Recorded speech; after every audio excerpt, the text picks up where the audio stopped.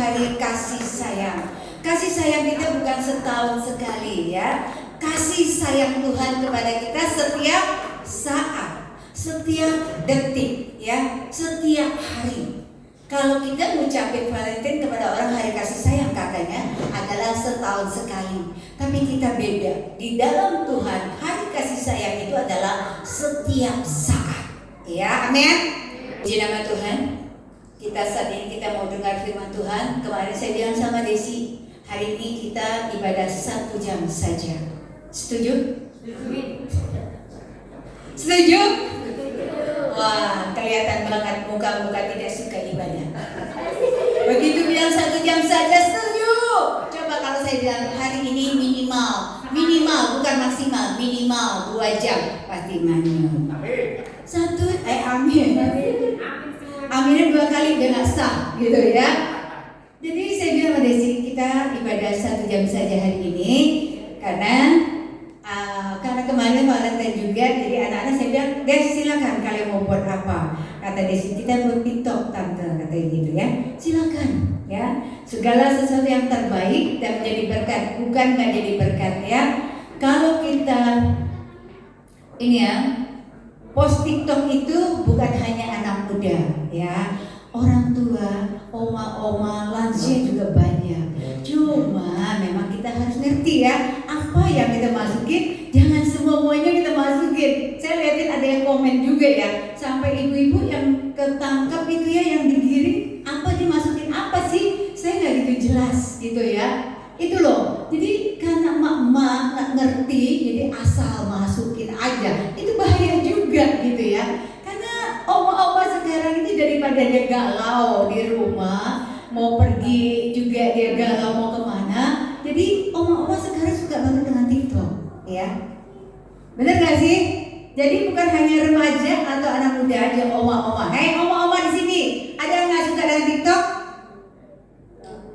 Coba oma-oma suka ya. Wah, kalau yang nggak suka tuh yang nggak ngerti katanya begitu. Ya, puji Tuhan.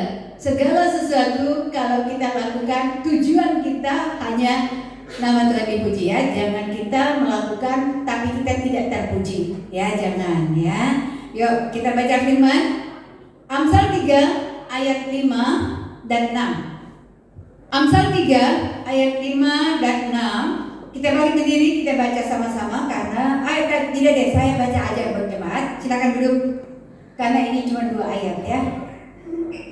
Ketawa ya. Ya, gembala juga manusia ya. Ya, sama-sama dengarkan, sama-sama baca tapi tidak bersuara ya. Percaya kepada Tuhan dengan segenap hatimu dan janganlah bersandar kepada pengertianmu sendiri. Akuilah Dia dalam segala lakumu, maka Ia akan meluruskan jalanmu. Amin. Amin ya. Percaya kepada Tuhan dengan segenap hati. Percaya kepada Tuhan jangan separuh-separuh. Percaya kepada Tuhan dengan segenap hati. Apapun yang kita lakukan, kita harus lakukan semua seperti buat Tuhan, bukan buat orang ya. Apapun yang kita lakukan ya, mau nyapu, mau ngepel di gereja, lakukan seperti buat Tuhan, jangan seperti buat gembala. Karena gembala bisa aja salah, tapi Tuhan kita tidak pernah salah. Amin. Aminnya nggak niat amat sih ya. Percaya dengan segenap hati, mengakui Tuhan dalam segala jalanmu dan tidak bersandar pada hikmat sendiri. Jadi apapun yang kita lakukan, kita harus lakukan. Percaya bahwa Tuhan kita melihat, percaya bahwa Tuhan kita turut campur tangan. Jadi nggak ada yang kita lakukan Tuhan tidak tahu. Jangan bilang ya, Tuhan nggak melihat atau gembala tidak melihat. Benar, gembala tidak melihat jemaat, benar. Tapi Tuhan selalu melihat. Jadi jangan pernah melakukan apapun ya, kita tidak takut dengan Tuhan, tapi kita takut dengan manusia. Karena firman Tuhan berkata, apapun yang kita lakukan itu kita lakukan dengan segenap hati ya.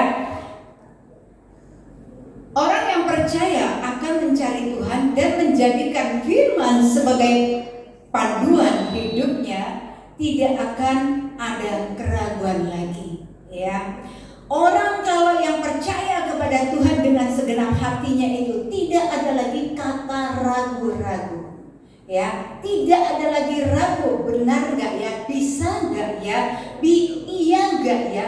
Tapi kita tahu kalau segala sesuatu yang kita jalankan, kita lakukan, kita percaya bahwa Tuhan ada bersama dengan kita. Jadi tidak ada lagi yang perlu kita ragukan, karena Tuhan mendengar.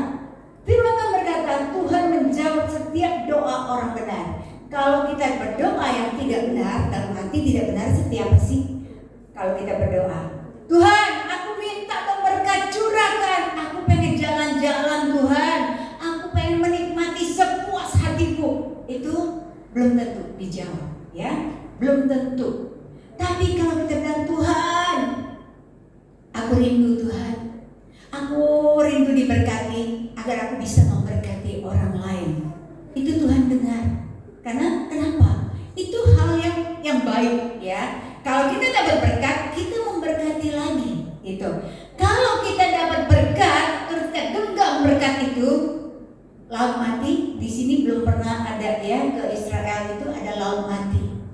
Semua danau itu karena dia tidak mengalir, jadi itu cuma ngambang. Semua yang ada di situ itu tidak pernah ada kehidupan. Ikan juga nggak ada hidup di situ. Itu namanya laut mati, hanya bisa mengambang di situ. Ya, jadi kita jangan seperti laut mati. Kalau kita dapat berkat, kita juga ingin memberkati orang lain. Jangan dapat berkat, puji Tuhan hari ini aku dapat berkat, tapi lihat saudaranya pelit untuk memberi. Ya, jangan seperti itu. Jadi kita kalau Tuhan percayakan kepada kita dapat berkat, kita juga harus bisa memberkati. Orang yang percaya itu tidak akan ada alasan buat ibadah, ya. Orang yang percaya itu tidak akan ada alasan-alasan lagi buat ibadah. Sama halnya kita kalau kita ke dokter. Saya mau tanya Pak Donson. Pak Donson kalau ke dokter, dokter pasti kan bilang, Bapak hari ini obat ya Pak, 1 kresek nih Pak. Tapi Bapak minum obat ini 1 hari 3 kali. Pak Donson minum apa tidak? Hah? Minum. Itu seringkali manusia, ya, kalau dokter ngomong pasti diminum. Coba bantu 1 hari 3 kali minum, 3 kali. Karena kenapa? Dia ingin cepat sembuh, 3 kali diminum. Tapi Tuhan bilang apa? Hai jemaatku, baca firman setiap hari, berdoa setiap hari, melakukan semuanya. Amin. Benar. Benar apa benar? Ya.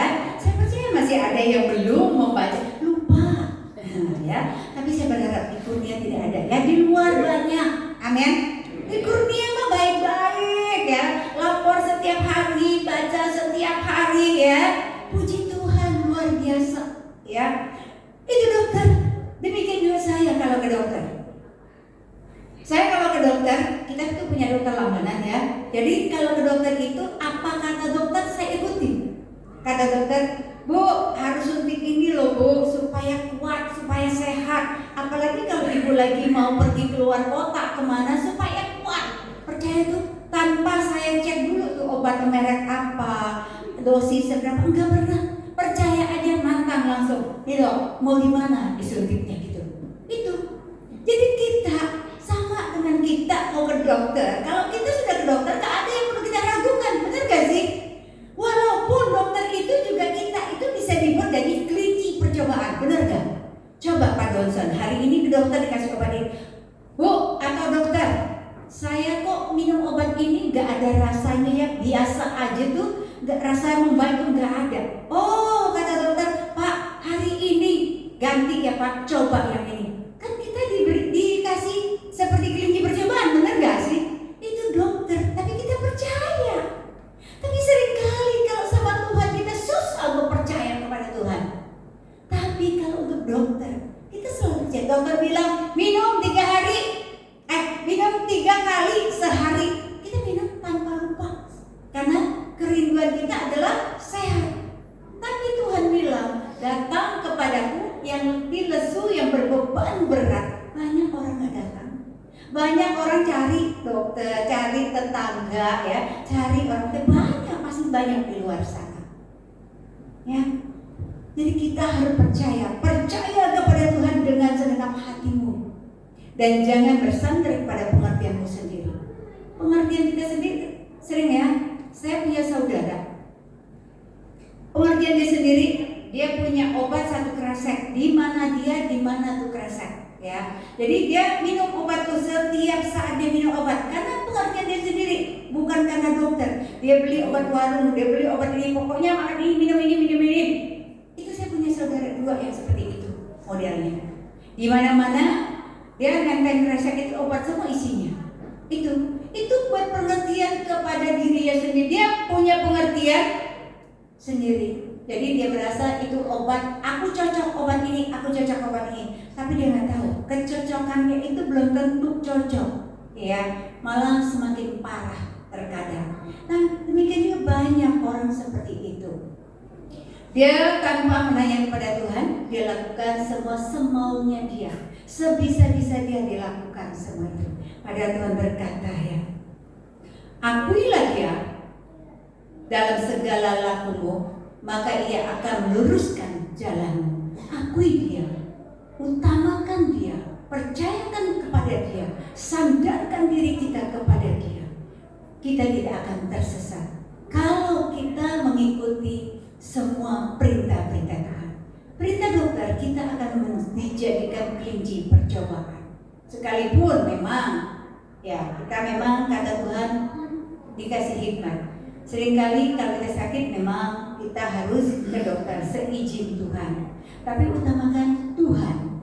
Tanya Tuhan, aku sakit, apakah aku harus ke dokter? Ya, kalau memang aku harus ke dokter, Tuhan beri hikmat bagi dokter sehingga dia memberi obat yang tepat buat aku. Sehingga kita tidak diberi obat menjadikan kita jadi kelinci percobaan. Ya.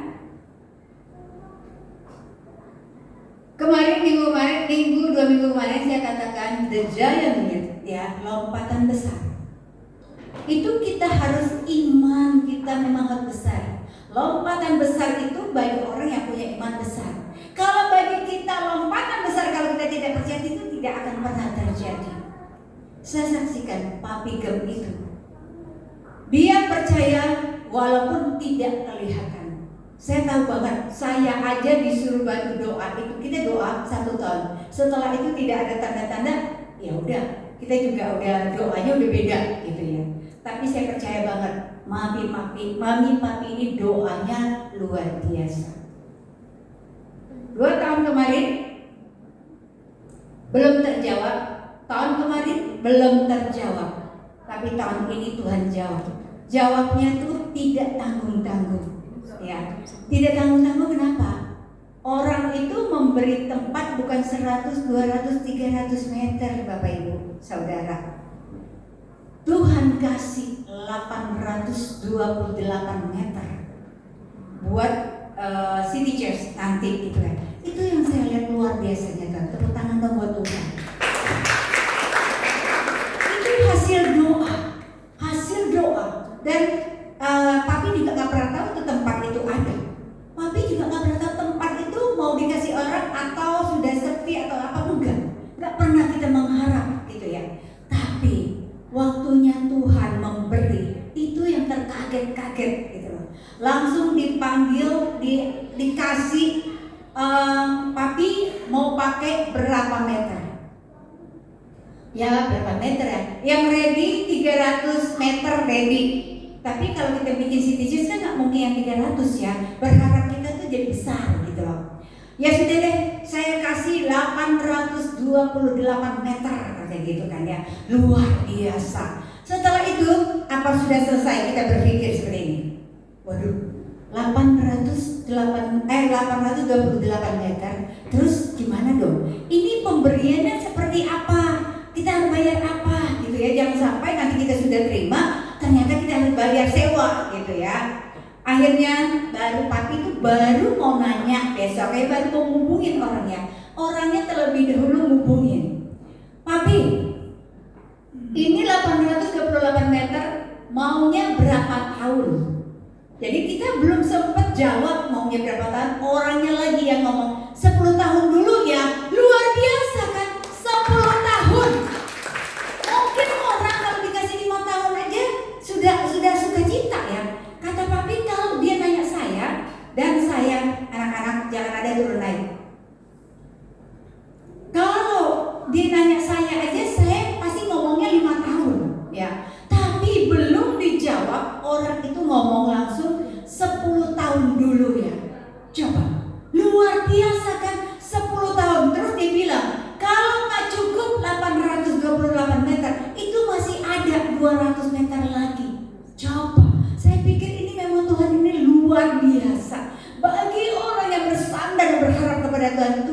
bisa buat kita terheran-heran. Itu namanya lompatan besar yang tidak pernah kita pikirkan, tapi itu yang Tuhan kasih. Setelah itu dia katakan, oke, kalian cuma bayar air dan listrik aja ya. Jadi itu wajar ya, menurut saya itu wajar banget gitu ya. Jadi listrik dan air ditanggung sama gerejanya. Saya namanya 10 tahun, nanti setelah 10 tahun kita perpanjang. Kan luar biasa. Sampai kata papi gini, aduh 10 tahun aja saya nggak tahu saya masih ada apa enggak, masih bisa nikmati. Bisa Pi, minta 100 tahun pasti bisa gitu kan ya. Karena kenapa? Kalau Tuhan sudah percayakan kita, Tuhan itu tidak ecek-ecek gitu ya. Dia memberi tidak asal-asal memberi. Kalau Tuhan sudah memberi 10 tahun itu, saya yakin bukan dari mulut orang itu tadi, tapi Tuhan sudah kasih di mulut dia untuk bicara 10 tahun. Bayangin kalau udah 10 tahun, kalaupun papi sudah tua misalnya, kan banyak turunannya masih ada. Itu segala sesuatu sudah dipersiapkan Tuhan. Yang dahsyatnya itu ya, langsung dikatakan 10 tahun kontrak, dia kasih langsung notaris ya 10 tahun. Kalau nanti habis waktu 10 tahun diperpanjang. Itu yang dahsyat, yang luar biasa. Itu pengharapan kepada Tuhan ya. Percaya kepada Tuhan dengan segenap hatimu. Aku tahu banget, papi mami itu percaya kepada Tuhan dengan segenap hati. Tema kita hari ini adalah percaya kepada Tuhan dengan segenap hati. Kalau kita percaya kepada Tuhan dengan segenap hati kita, yakin dan percaya, kita akan terima apa yang menjadi kerinduan kita. Tapi kalau keyakinan kita separuh-separuh, percaya tidak akan terima apa-apa. Amin. Mau percaya sepenuhnya? Segenap hati. Percaya kepada Tuhan dengan segenap hati. Karena satu adalah percaya itu penting banget. Iman kita itu harus kuat di dalam Tuhan. Kalau kita punya iman yang asal-asal, punya iman yang tidak percaya, antara percaya dan tidak, jangan pernah berharap kita terima apa-apa. Ya. Itu yang kita ini. Kita baca Efesus 2. Efesus 2 ayat 8 dan 9. Saya bacakan, simak baik-baik ya. Sebab karena kasih karunia kamu diselamatkan oleh iman. Itu bukan hasil usahamu, tetapi pemberian Allah.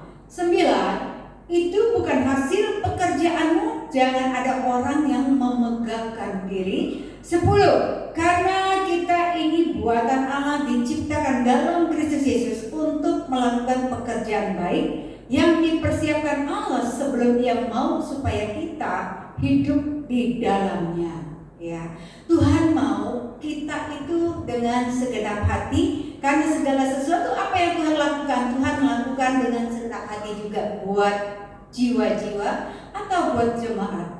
Tapi terkadang kitanya, Tuhan mau curahkan, kitanya minggir. Tuhan mau curahkan, kitanya nggak datang. Itu seringkali manusianya ya. Karena Tuhan kita tuh Tuhan yang luar biasa, yang sempurna. Di sini ada 3 poin. Silakan musik. 1. Taat dengarkan firman Tuhan. 2. Percaya dan beroleh hidup kekal. 3. Setia menanti jawaban Tuhan. Kita akan terima lompatan besar tadi ya. Kita percaya karena Tuhan kita melihat setiap kesungguh-sungguhannya kita. Tanpa sungguh-sungguh kita kepada Tuhan, kita tidak akan peroleh apapun. Amin. Jadi mulailah kita hari ini, kita sungguh-sungguh di dalam Tuhan.